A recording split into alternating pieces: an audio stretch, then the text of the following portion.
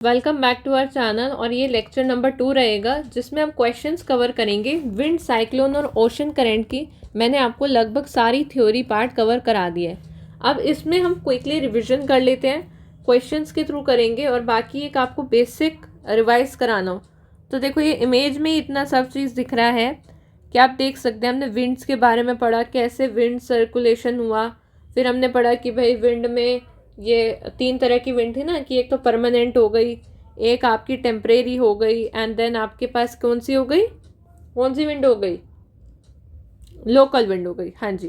तो देखो विंड में भी हमने बात कर ली थी, जैसे प्राइमरी जो थी ट्रेड विंड चल रही थी, ये सारी परमानेंट थी। वेस्टर्ली हो गई, पोलर विंड हो गई, ईस्टर्ली हो गई। और ये जो भी प्रेशर का फ़र्क आ रहा था, हाई प्रेशर से लो प्रेशर, उसी वजह से तो विंड मूव कर रही थी। फिर हमने बात कर ली थी भाई कोरियोलिस फोर्स आ गया था तो विंड को वो डाइवर्ट डायरेक्शन बदलने लग गया। नॉर्थ हेमिस्फेयर में वो होने लग गई आपकी राइट। नॉर्दर्न हेमिस्फेयर में आपकी होने लग गई राइट की तरफ डिफ्लेक्शन और सर्दर्न में लेफ्ट की तरफ। ठीक है। फिर साइक्लोन की बात करी भाई, साइक्लोन होने के लिए लो प्रेशर का सिस्टम होना ज़रूरी है। और ट्रॉपिकल साइक्लोन कब होते हैं, जब वार्म जो इफेक्ट है कम से कम 27 डिग्री सेल्सियस से टेम्परेचर ज़्यादा हो। कम से कम 27 डिग्री सेल्सियस से टेम्परेचर ज़्यादा होना मस्ट है। और आई जो अंदर की आई होती है वहाँ पर कोई भी बादल नहीं बनता, एकदम वो शांत रहती है, काम रहती है। जबकि बाहर इतना वायलेंट करंट रहता है, ये हमने चीज़ देखी। ठीक है। फिर हमने ओशन करंट की बात की है, warm current, cold current. Warm current में क्या है, जो इक्वेटर से पोल की तरफ जाए वो वार्म करंट, यानी हीटर की तरह इक्वेटर से पोल की तरफ जाए। और पोल से इक्वेटर की तरफ जब आ रहा है दैट इज कोल्ड करंट। फिर हमने कुछ उसके इफेक्ट भी देखे कि मैरीन लाइफ मैरीन लाइफ में हेल्प कर रहा है वो हमें एक बेस बनाने में, ये सब बातें करी। तो ये देखो ये वार्म करंट है, कोल्ड करंट है, इस तरह से ये येलो कलर वाले वार्म करंट, ये ब्लू कलर वाले कोल्ड करंट। ये फटाफट चैप्टर को एक माइंड मैप के थ्रू भी रिवाइज कर लेते हैं। Wind, cyclone and ocean current की बात। तो विंड, इसमें आप विंड सिस्टम पढ़ते हैं, साइक्लोन, ओशन करंट और क्या एटमॉस्फेरिक कॉन्सेप्ट्स होते हैं।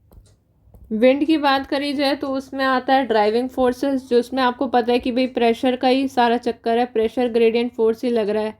और डिफरेंट टाइम पे हीटिंग डिफरेंट और कोरियोलिस फोर्स। फिर जो आपकी प्राइमरी विंड्स थी जिसमें ट्रेड विंड्स थी, जो नॉर्दर्न हेमिस्फेयर और सर्दर्न हेमिस्फेयर दोनों जगह होती है, जो शिप्स को भी बताती है, डायरेक्शन में हेल्प करती है।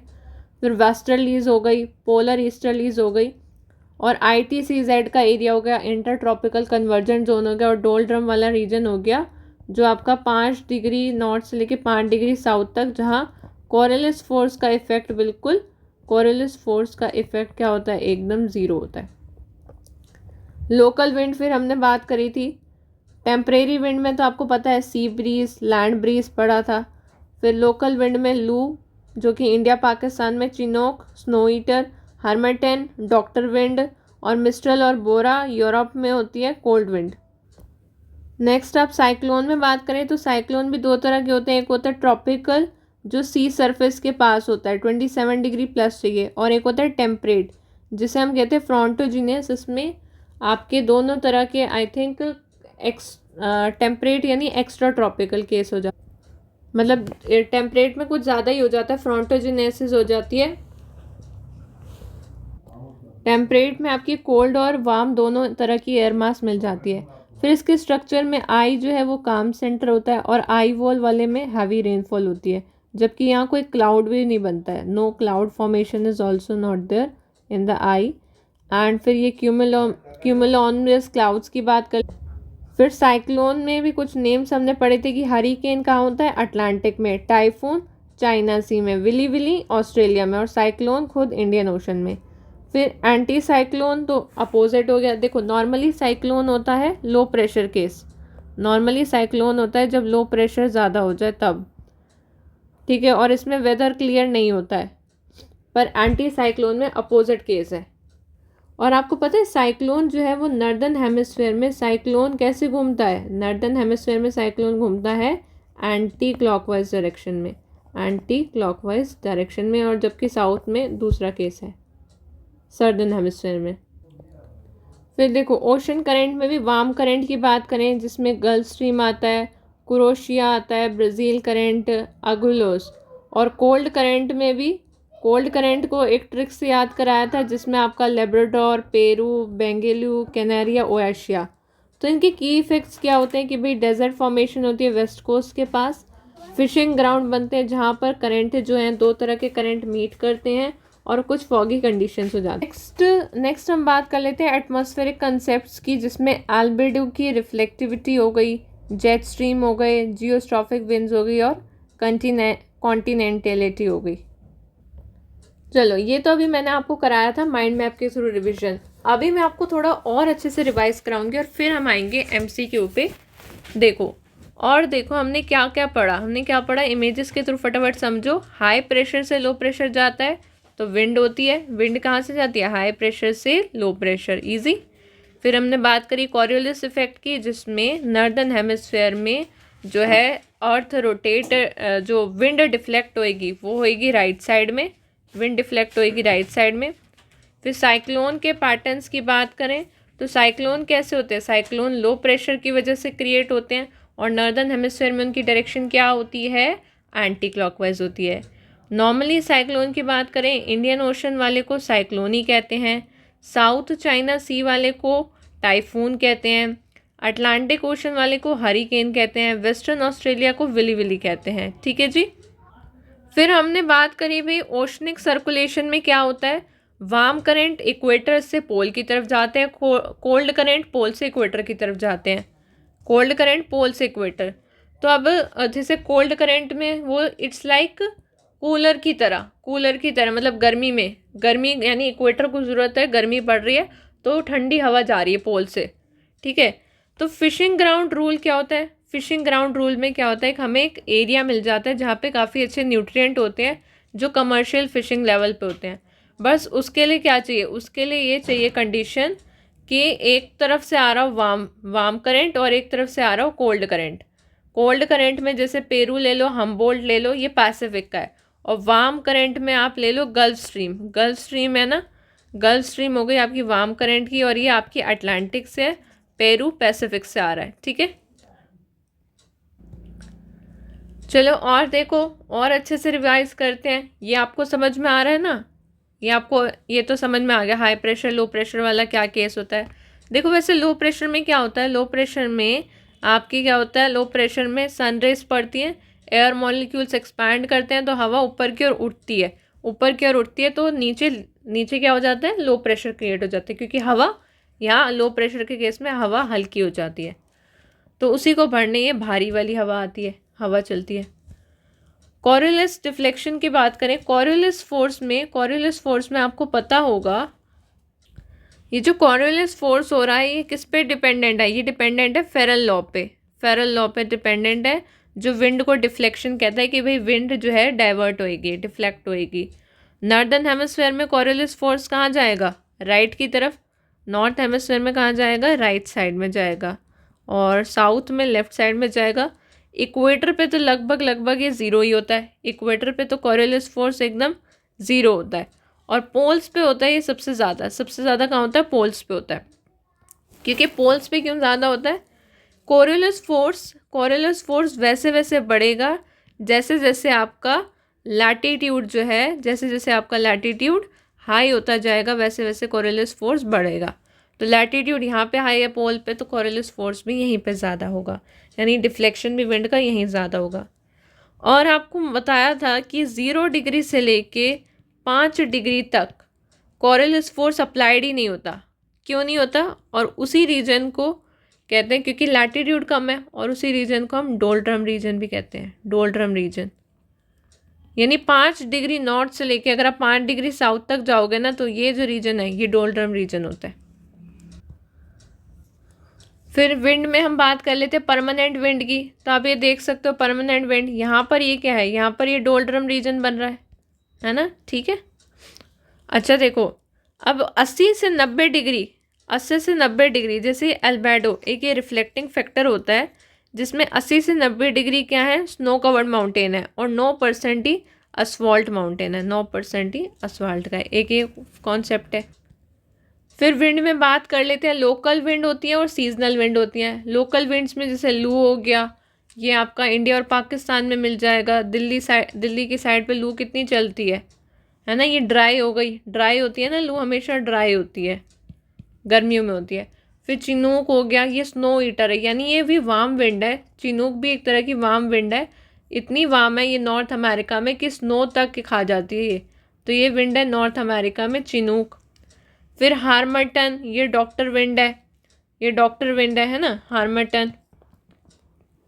ये जो है ये प्रोवाइड करती है relief from the high humidity, humidity बहुत ज़्यादा हो जाती है तो ये वाली विंड जो है रिलीफ प्रोवाइड करती है। और ये आपको पता है टेम्परेरी विंड जो वेदर के साथ चेंज होती है, जैसे दिन है तो सी ब्रीज, रात है तो लैंड ब्रीज। क्यों हुआ था ये मैंने आपको कॉन्सेप्ट बताए थे। फिर नेक्स्ट टॉपिक हमने पढ़ा था साइक्लोन का। भाई साइक्लोन क्यों होता है? साइक्लोन मतलब इतना ज़्यादा लो प्रेशर हो जाए कि ये साइक्लोन हो जाता है, और टेम्परेचर कम से कम 27 डिग्री सेल्सियस से ज़्यादा चाहिए होता है। साइक्लोन की मैंने आपको डायरेक्शन बता दी है, नॉर्थ हेमिस्फेयर में एंटी क्लॉकवाइज, नॉर्थ हेमिस्फेयर में एंटी क्लॉकवाइज। तो आई जो होता है वो साइक्लोन का सेंटर होता है, आई ऑफ द स्टॉर्म जिसे हम कह रहे हैं, पर ये खुद शांत होता है, सेंटर खुद इतना शांत है कि यहाँ पे कोई क्लाउड भी नहीं है, कोई बारिश भी नहीं है, पर बाहर देखो आई वॉल पर के बाहर देखो कितना ज़्यादा वायलेंट चीज़ें चल रही हैं।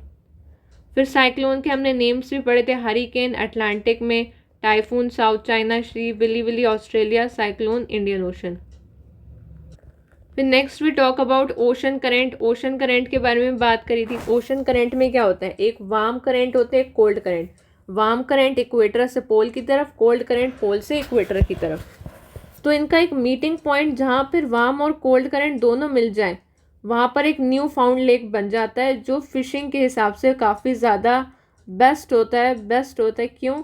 क्योंकि वहाँ पर प्लांटिफाइड रिचनेस अच्छी है, बट हाँ ऑब्वियसली एक डेंजरस थिक टॉक तो है ही है। बाकी इनका जो मीटिंग पॉइंट है वो बेस्ट होता है फिशिंग के पर्पज़ से।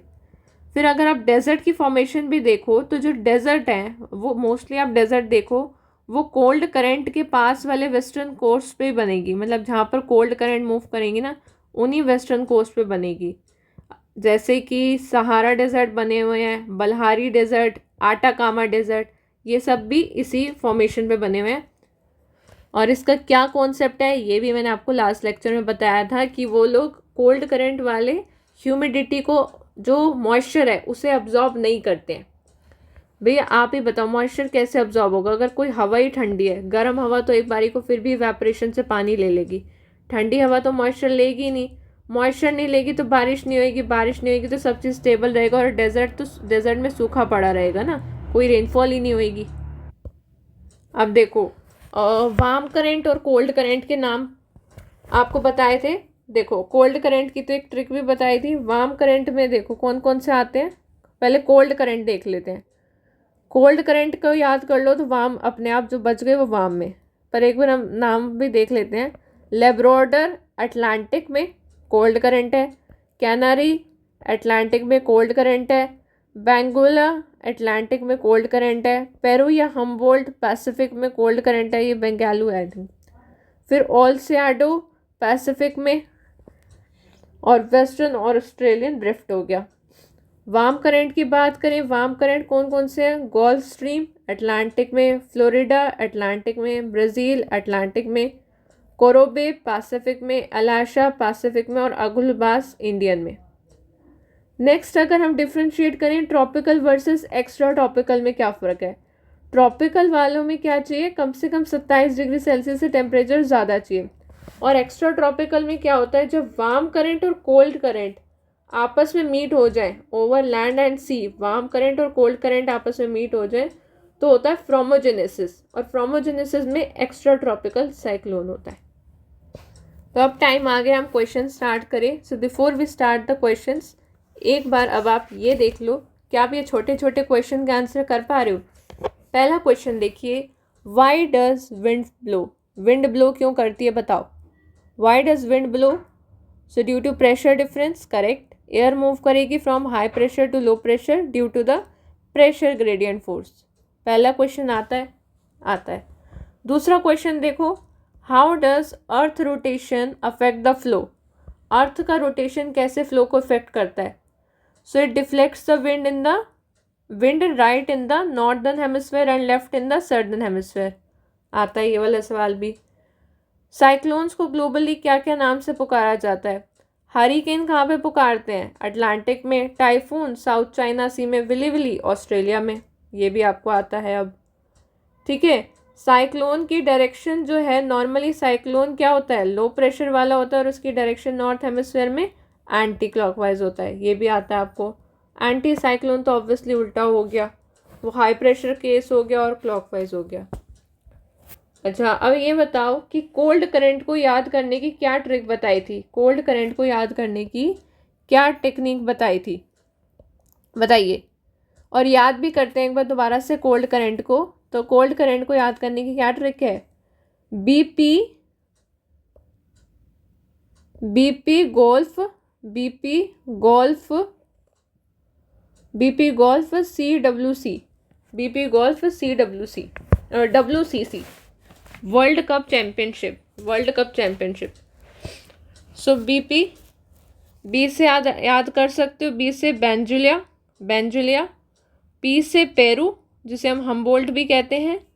जी से, देखो आपने कोल्ड वाले याद कर लो तो जो बच गए वो वार्म वाले हो गए, ठीक है। तो बीपी गोल्फ हम जीते हैं। बेंगलुरु जो है वो बेंगलुरु गोल्फ वर्ल्ड कप जीता है कैलिफोर्निया के अंदर। तो सी से आपको कैलिफोर्निया तो याद हो गया पीछे वाला।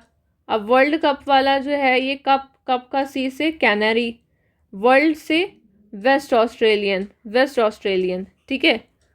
तो अभी आपको बहुत ही ध्यान से याद करनी है ट्रिक। बी से याद करा आपने बेंजुलिया, मैं लिख देती हूँ एक बार, बेंजुलिया। और पी से याद करा आपने पेरू। फिर जी गोल्फ के जी से याद करा ग्रीनलैंड, ओ से ओयाशियो, एल से लेब्राडोर और एफ से फैलीलैंड, ठीक है। और फिर WCC से वेस्ट ऑस्ट्रेलियन, सी से कैनरी और सी से कैलिफोर्निया। तो ये तो हो गई कोल्ड करंट की बात। अब उसके other than that will be warm current. अब लोकल विंड में क्या क्या फेमस है? लू फेमस है, चिनूक स्नो ईटर कहते हैं उसे, और हरमन को डॉक्टर विंड भी कहते हैं। करंट मूव कैसे करते हैं आपको पता है? Warm current equator to pole and cold pole to equator. Easy. अब समय आ गया है क्वेश्चंस करने का। चलो स्टार्ट करते हैं। पहली कैटेगरी से अब क्वेश्चन करते हैं। पहला है हमारा topic wind and atmospheric pressure. Category 1 है विंड एंड एटमॉस्फेरिक प्रेशर। इसमें आपको याद रखना है, पहले तो आप ट्रिक देख लो कि हाई टू लो जाएगा हमेशा wind, always move from high pressure to low pressure. दूसरा पॉइंट आपने ये याद रखना है, पहला हो गया। दूसरा याद रखना है कि कोरियोलिस फोर्स जो है वो राइट होगा नॉर्थर्न हेमिस्फीयर में और लेफ्ट होगा साउदर्न हेमिस्फीयर में। तो right hand for northern hemisphere, left hand for southern hemisphere. Okay, let's begin with the first question. All right, so which of the following instrument is use to measure the wind speed? कौन से instrument से आपको wind speed measure करनी है? Which of the following instrument is use to measure the wind speed? Wind की speed कौन से instrument से मेजर होती है? ऑप्शंस आपको दे रखे हैं, विंड वेन, बैरोमीटर या एनीमोमीटर या हाइड्रोग्राफ। सो एनीमोमीटर से मेजर होगी आपकी विंड की स्पीड। विंड की स्पीड किससे मेजर होने वाली है? एनीमोमीटर से। Anemometer will measure the wind speed. ये क्वेश्चन आ चुके हैं सारे एग्जाम में। और विंड वेन क्या मेजर करेगी? Wind vane will measure the, wind vane कह लो या कह लो आप वेदर कॉक, ये मेजर करती है डायरेक्शन। हमेशा क्या मेजर करती है? डायरेक्शन। विंड की स्पीड कौन मेजर करेगा? वो एनीमोमीटर। और बैरोमीटर की बात करें, बैरोमीटर एटमॉस्फेरिक प्रेशर देखता है, एटमॉस्फेरिक प्रेशर को मेजर करता है। नेक्स्ट क्वेश्चन पे आ जाते हैं। नेक्स्ट देखिए, the deflection of the wind caused by the earth's rotation is known as, बताओ, जो डिफ्लेक्शन ऑफ विंड है by earth's, deflection of the wind caused by the earth rotation, उसे क्या कहेंगे? उसे कहेंगे कॉरियोलिस फोर्स कहेंगे। इजी। सो कॉरियोलिस फोर्स जो है वो ओरिजिनेट होता है अर्थ के एटमॉस्फेयर पे, और इक्वेटर पे बिल्कुल ज़ीरो होता है और पोल्स पे मैक्सिमम होता है। नेक्स्ट आइए, वेस्टर्ली विंड्स जो है, वेस्टर्ली विंड्स जो होती हैं सर्दर्न हेमिस्फेयर में, आपने देखा होगा वेस्टर्ली विंड्स, उसमें रॉरिंग 40 किससे कहेंगे? भाई रॉरिंग 40 उसी को कहेंगे जो 40 डिग्री साउथ है, उसी को तो रॉरिंग 40 कहेंगे। तो ये स्ट्रॉन्गर होते हैं। और इनकी आवाज़ क्यों है? क्योंकि देखो ये इनकी साउंड इसलिए आती है, इन विंड्स की साउंड इसलिए आती है सर्दर्न हेमिस्फेयर में, क्योंकि वहाँ पे कोई माउंटेन नहीं है साउथ साइड में, और माउंटेन नहीं है तो वहाँ पर क्या है? लैक ऑफ लैंड मास और फ्रिक्शन है, इसलिए वहाँ पर आपको फ्यूरियस 50 भी मिलेंगे, श्रीकिंग 60s भी मिलेंगे। नेक्स्ट क्वेश्चन पे आते हैं, what is horse latitude? Horse latitude कितने से कितने डिग्री के बीच में? तो 30 डिग्री से लेके 35 डिग्री नॉर्थ और साउथ, 30 डिग्री से लेके 35 डिग्री नॉर्थ साउथ को हॉर्स लैटिट्यूड की कैटेगरी में रखा गया है, 30 से लेके 35 डिग्री नॉर्थ और साउथ में।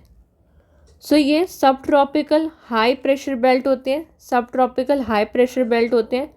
और जहाँ पर हाई प्रेशर बेल्ट होगा आपको पता है वहाँ एयर डिसेंड करेगी, एयर विल डिसेंड, और वहाँ काम कंडीशन क्रिएट करेगी। तो आप एक ट्रिक से क्या याद रख सकते हैं, मेमोराइजिंग ट्रिक से, कि horses were thrown over the board in this zone because calm winds stalled ships and depleted food and water. तो भैया घोड़ों को वहाँ डाल दिया था ना, इसलिए जो सारा ठंडी ठंडी विंड है वो यहीं पर है। ये कुछ खास आपको नहीं समझ आया होगा, मैं बता देती हूँ। ये कह रहा है कि भाई हॉर्स लैटिट्यूड भी वहीं पर है 30 से 35 डिग्री नॉर्थ साउथ में, और वहाँ पे सबसे ज़्यादा हाई प्रेशर बेल्ट भी होती है। और हाई प्रेशर बेल्ट जहाँ पर है, आप बस इतना याद रखो, वहाँ एयर ठंडी होती है और वहाँ काम कंडीशंस होती हैं। ठीक है जी।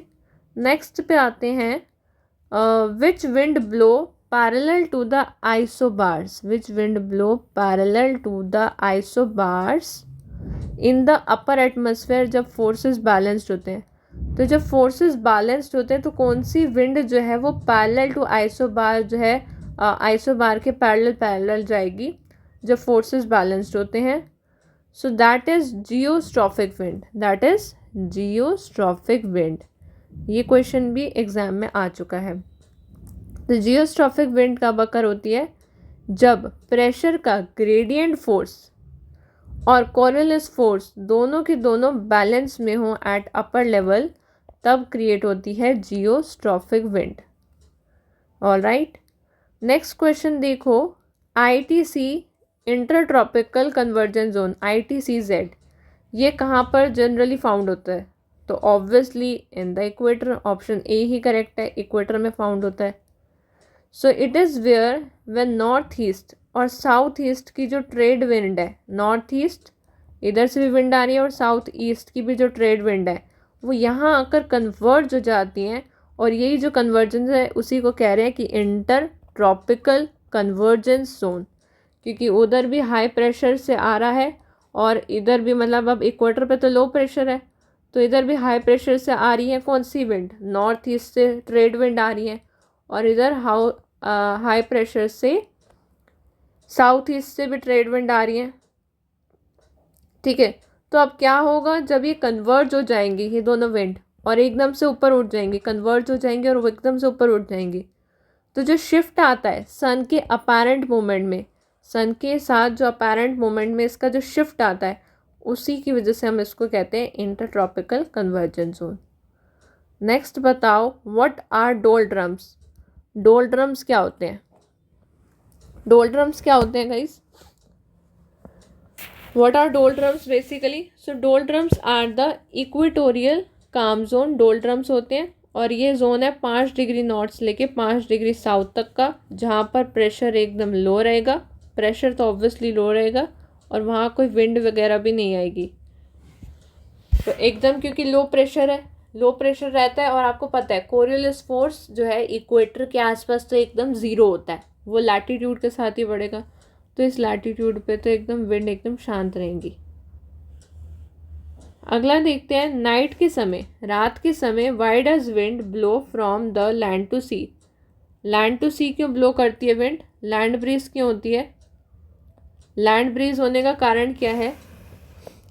क्योंकि आपको मालूम है, क्योंकि लैंड गर्म जल्दी होती है या लैंड ठंडी जल्दी होती है? भाई रात के समय लैंड ब्रीज जो है होने का कारण क्या है? क्योंकि लैंड गर्म जल्दी हो रही है या लैंड ठंडी जल्दी हो रही है वाटर के कंपैरेटिवली?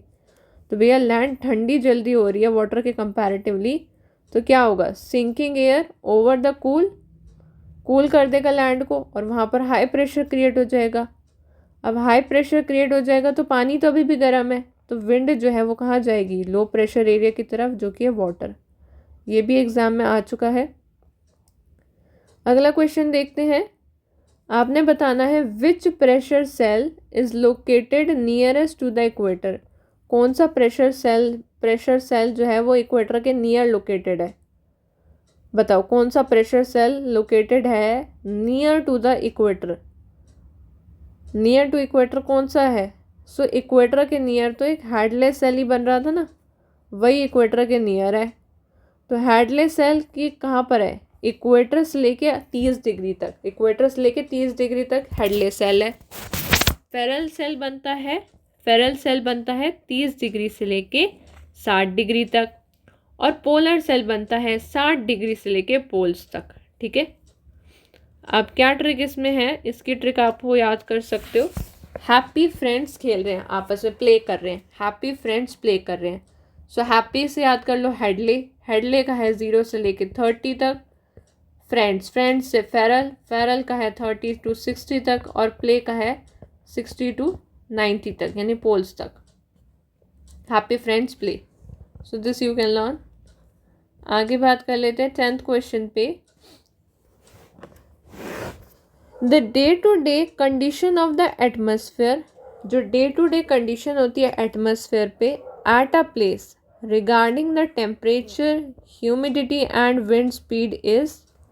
सो जो डे टू डे कंडीशन है एटमॉस्फेयर की at a place, day to day condition जो है एटमॉस्फेयर की at a place regarding temperature, humidity, wind and speed is.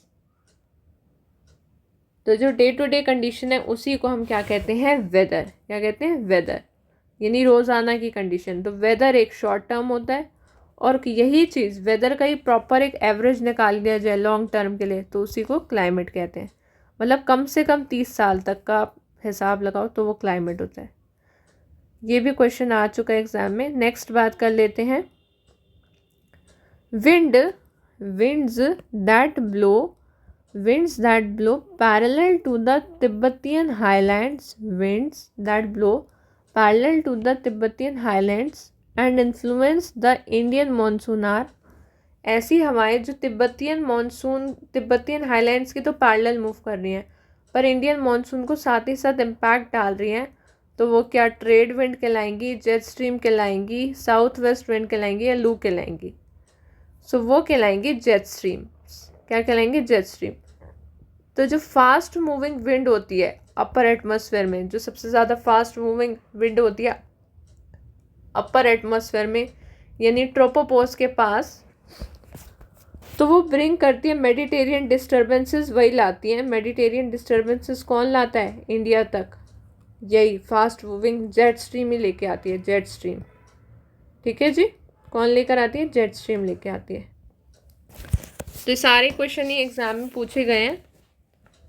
Next देखो, विच of the following surface has the highest albedo. तो कौन से surface पे क्या है? हाईएस्ट एल्बेडो है। Which of the following surfaces has highest albedo? बताओ, which of the following surfaces has the highest albedo? तो गाइस फ्रेश स्नो के पास हाईएस्ट एल्बेडो है अभी तक। Now what is albedo? Albedo होता क्या है? एल्बेडो होता है proportion of the sunlight reflected, मतलब कितनी प्रपोर्शन जो है सनलाइट की रिफ्लेक्ट बैक कर दी। तो फ्रेश स्नो ही हमेशा 80 to 90% रिफ्लेक्ट करती है, तो सबसे ज़्यादा एल्बेडो किसका हुआ? फ्रेश स्नो का हुआ। अगला क्वेश्चन देखो, lines on a map joining the places of equal salinity. lines on a map joining the places of a equal salinity are known as isohalines. क्या कहते हैं उसे? isohalines कहते हैं. आइसो बार किसे कहते हैं? जहाँ पर बार मतलब बार होता भी प्रेशर के लिए, प्रेशर के लिए बार. सो आइसो बार मतलब प्रेशर के लिए. थर्म यानी थर्म शब्द से आपको पता चल रहा है टेम्परेचर. और हाइट माने आपकी बात जो HYET ये फॉर रेनफॉल है, ये रेनफॉल के पर्पज से. ठीक है. नेक्स्ट देखो, in the northern hemisphere Coriolis force कहाँ डिफ्लेक्ट करेगा विंड को? नॉर्दर्न हेमिस्फीयर में कोरियोलिस फोर्स विंड को कहाँ डिफ्लेक्ट करेगा? ऑब्वियसली राइट में करेगा. अगला बताओ, व्हाट हैपन्स, क्या होता है विंड वेलोसिटी को पोल्स पर? तो पोल्स पर विंड की वेलोसिटी क्या होती है? कोरियोलिस फोर्स ज़ीरो होता है क्या? नहीं. तो पोल्स पर जो कोरियोलिस फोर्स है आपका वो सबसे ज़्यादा मैक्सिमम होता है.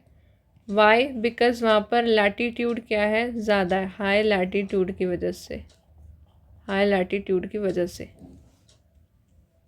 तो क्या है? कोरियोलिस फोर्स मैक्सिमम होता है और ज़ीरो तो वो इक्वेटर पर होता है. नेक्स्ट देखिए, ये क्वेश्चन आ रखे हैं एग्जाम में. अगला देखो, लैप्स रेट क्या होता है? Lapse rate refer to the, lapse rate refer to the, lapse rate refer करता है कि टेम्परेचर और अल्टीट्यूड का रिलेशन रिफ्लेक्ट करता है. मतलब जैसे जैसे आप ऊपर जाओगे, अर्थ सरफेस के ऊपर जाओगे, एटमॉस्फेयर क्या हो जाएगा? एटमॉस्फेयर लेस डेंस हो जाएगा और टेम्परेचर घट जाएगा. भाई जैसे हम ऊपर जाते हैं अल्टीट्यूड पर, टेम्परेचर क्या हो जाता है? कम नहीं हो जाता? कम हो जाता है. हाइट पे ठंड लगती है ना, टेम्परेचर कम हो जाता है. और वहाँ का जो एटमॉस्फेयर है वो कुछ ज़्यादा ही डेंस हो जाता है. ठीक है, डेंस हो जाता है.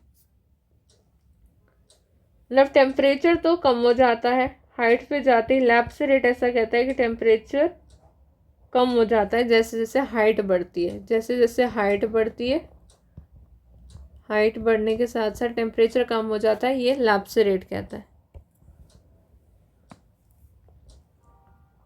नेक्स्ट बताओ, सेकेंडरी बताना है आपने. और बताना है सीजनल विंड, यानी जो सीजनल है, हमेशा का कोई सीन नहीं है उसका. तो ट्रेड विंड परमानेंट है, पोलर ईस्टर्ली परमानेंट है, वेस्टर्ली परमानेंट है. तो मॉनसून ही सीजनल होता है. ओके, मॉनसून तो सीजनल होता है. डॉक्टर विंड जो कि वेस्टर्न अफ्रीका में है, वेस्ट अफ्रीका में जो डॉक्टर विंड है उसे क्या कहेंगे? उसे कहेंगे हर्माटन. याद हो गया अब तो. और ये रिलीफ देता है किस किस से रिलीफ देता है? ह्यूमिडिटी से रिलीफ प्रोवाइड कराता है in the gulf of Guinea, अच्छा, अगला बताओ, व्हाट इज एनाबेटिक विंड? एनाबेटिक विंड कैसे कहते हैं? सो एनाबेटिक विंड कहते हैं wind rising up a slope. Wind जिसका स्लोप जो है राइज अप कर रहा है उसी को हम एनाबेटिक विंड कहते हैं. और कैटाबेटिक विंड किसे कहते हैं? कैटाबेटिक विंड आर दोज जो स्लोप के डाउनवर्ड आ रहे हैं, जैसे कि बोरा हो गया, मिस्ट्रल हो गया. और जो विंड ऊपर साइड की ओर राइज कर रही हैं, दैट आर एनाबेटिक विंड. ओके, अगला क्वेश्चन देखो, which is not a factor influencing the climate of a place? इनमें से कौन सा फैक्टर नहीं है जो क्लाइमेट ऑफ प्लेस को इफेक्ट करे? Latitude, distance between two cities, या ओशन करंट, या रिलीफ फीचर? भैया लैटीट्यूड तो एक बार को क्लाइमेट पे इफेक्ट दे सकता है, ओशन करंट दे सकते हैं, पर जो डिस्टेंस बिटवीन टू सिटीज़ है इनका क्लाइमेट से रिलेशन है क्या? तो भाई 6 मेन फैक्टर होते हैं जिनका क्लाइमेट क्योंकि वेदर का हो सकता है, बट क्लाइमेट एक थोड़ा सा लॉन्ग टर्म केस है. सो लॉन्ग टर्म पीरियड के लिए होता है. तो क्लाइमेट का देखो क्या है, लैटीट्यूड का फ़र्क पड़ेगा क्लाइमेट पर, अल्टीट्यूड हाइट का पड़ेगा, ओशन करंट का भी पड़ेगा, प्रेशर का भी पड़ेगा, डिस्टेंस सी से समुद्र से कितनी दूर है उसका भी पड़ेगा, विंड सिस्टम से कितनी दूर है, रिलीफ. वैसे भी ये 2 सिटी की बात कर रहा है, 2 अलग अलग स्टेट में भी थोड़ा बहुत फ़र्क पड़ सकता है, बट सिटी तो लगभग पास ही होती हैं, तो ज़्यादा उनमें नहीं होता इफ़ेक्ट. ओके, अब आते हैं अपने नेक्स्ट कैटेगरी पे। हम नेक्स्ट कैटेगरी की बात कर लेते हैं लोकल विंड्स की। सो लोकल विंड्स की क्या मेमोराइजिंग ट्रिक रहेगी कि चिनूक जो है वो स्नो को ईट करता है, तो Chinook is a snow eater. Mistral एक कोल्ड विंड है और मिजरेबल भी है, तो mistral is a cold wind. अब लोकल विंड में स्नो ईटर कौन है? स्नो ईटर कौन है? चिनूक स्नो ईटर है। और ये जो वार्म और ड्राई विंड है, क्योंकि इतनी वार्म विंड है कि स्नो तक को ईट करिए आप देखो, यानी ठंड भी, मतलब स्नो भी ख़त्म हो रही है। तो ये इतनी वार्म विंड आपको नॉर्थ साइड में मिल सकते हैं, नॉर्थ साइड के अमेरिका में। और फोएन जो है वो भी वार्म विंड है, एंड वो आपको मिलेगी एल्प्स में। कहाँ मिलेगी? फोएन आपको मिल रही है एल्प्स माउंटेन के यहाँ पे। ऑल राइट, नेक्स्ट देखिए, लू कहाँ पर पड़ती है? भैया लू गर्मियों में पड़ती है इंडिया के अंदर। नेक्स्ट बताओ, blood rain in the Mediterranean reason, so that is Scirocco. Scirocco जो है वो मेडिटेरियन रीजन की एक विंड है, और ये अपने साथ एक्चुअली रेड सॉइल कैरी कर रही है सहारा डेजर्ट से। सहारा डेजर्ट से ये अपने साथ रेड सॉइल भी लेकर आ रही है, जिसकी वजह से रेनफॉल भी ऐसे लग रही है जैसे रेडिश हो। तो ये इटली और मेडिटेरियन में जा रही है, और कैसे जा रही है? रेड सॉइल लेते हुए जा रही है, राइट। अब बताओ, नॉर वेस्टर्स यानी काला बैसाखी। काला बैसाखी जो है उनको हम इवनिंग के थंडरस्टॉर्म भी कहते हैं, जो ड्रेड कर रहे हैं कौन से रीजन में?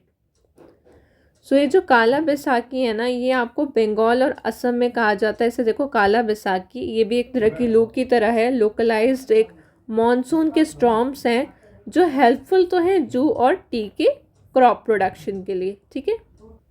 नेक्स्ट बताओ, कोल्ड विंड का बताओ। फोइन क्या कोल्ड विंड है? नहीं। सो फोइन जो है वो एक तरह की वार्म विंड है जो एल्प्स में मिलती हैं। लू भी वार्म विंड है। मिस्ट्रल जो है, मिस्ट्रल यूरोप में है, और बोरा भी यूरोप में, यही कोल्ड विंड है। बाकी जो अदर ऑप्शंस है चिनूक तक, ये सब वार्म विंड है। ब्लॉसम शॉवर्स की बात करें तो ब्लॉसम शॉवर्स जो है वो केरला में किस में हेल्प करते हैं? तो केरला के ब्लॉसम शॉवर्स हेल्प करते हैं कॉफ़ी के प्रोडक्शन में। किस में? कॉफ़ी के प्रोडक्शन में। और मैंगो शॉवर्स हेल्प करते हैं मैंगोज़ को राइपन करने में। और वेस्टर्स जो हैं वो जूट और टी की प्रोडक्शन में हेल्प करते हैं, ठीक है जी। याद रहेगा आपको कि केरला में coffee, blossom shower, then mango shower, mango को राइपन कर रहे हैं, और नॉर वेस्टर्स जो हैं वो हेल्प कर रहे हैं जूट और टी की प्रोडक्शन में। लू कहाँ पर नहीं चलती है? लू पंजाब में तो चलती है बहुत, राजस्थान में भी चलती है, हरियाणा में भी चलती है, पर गोवा में नहीं चलती है। तो लू जो है नॉर्थ और नॉर्थ वेस्टर्न प्लेन्स में चलती है। अब बताओ, लोकल विंड जो ऑस्ट्रेलिया की लोकल विंड का नाम बताओ। Brick fielder. ब्रिक फील्डर जो है वो लोकल विंड है ऑस्ट्रेलिया की। ओके। पेम्पारो। पेम्पारो कहाँ पे ब्लो करती है? अर्जेंटीना की। और खामसीन इजिप्ट की। Pampero Argentina, khamsin in the Egypt. Okay, which local wind is cold wind is in the Alps region? Alps region में कौन सी कोल्ड विंड है? एल्प्स रीजन के अंदर कौन सी कोल्ड विंड है? तो बोरा गाइस कोल्ड विंड है। और फोइन जो है ये आपकी वार्म विंड है, ठीक है। स्नो ईटर किसे कहते हैं? स्नो ईटर जो है, स्नो ईटर, एल्प्स का स्नो ईटर कौन है? एल्प्स का स्नो ईटर तो फोइन है। चिनूक एल्प्स का स्नो ईटर नहीं है। फोइन जो है वो एल्प्स का स्नो ईटर है, क्योंकि वहाँ की वो गर्म हवा है। तो फोइन जो है वो एल्प्स का स्नो ईटर है, और जबकि चिनूक जो है वो नॉर्थ अमेरिका का स्नो ईटर है।